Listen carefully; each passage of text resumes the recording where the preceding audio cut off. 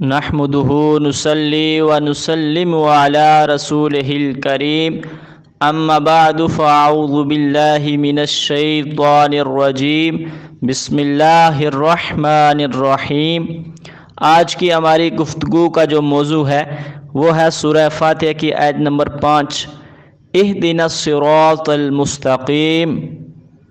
بعض حضرات اس کا یہ ترجمہ کرتے ہیں کہ تو ہمیں سیدھی راہ دکھا، حالانکہ یہ ترجمہ غلط ہے، کیونکہ اگر یہ ترجمہ مان لیا جائے کہ تو ہمیں سیدھی راہ دکھا تو جو شخص نماز پڑھ رہا ہے کیا اس کو ابھی ہدایت نہیں ملی؟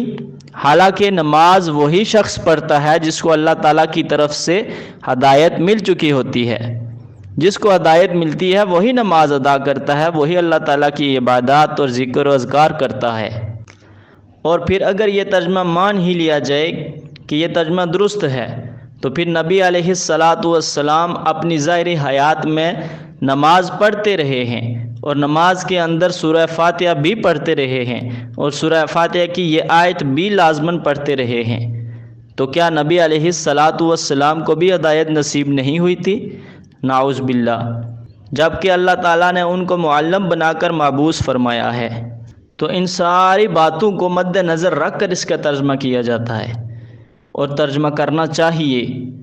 اس کا جو حقیقتاً ترجمہ بنتا ہے، جو صحیح ترجمہ ہے، وہ یہ ہے کہ تو ہمیں سیدھی راہ پر قائم رکھ، تو ہمیں ہدایت دے چکا ہے، اب تو ہمیں اس ہدایت پر قائم رکھ، ثابت قدم رکھ اور اسی پر موت نصیب فرما۔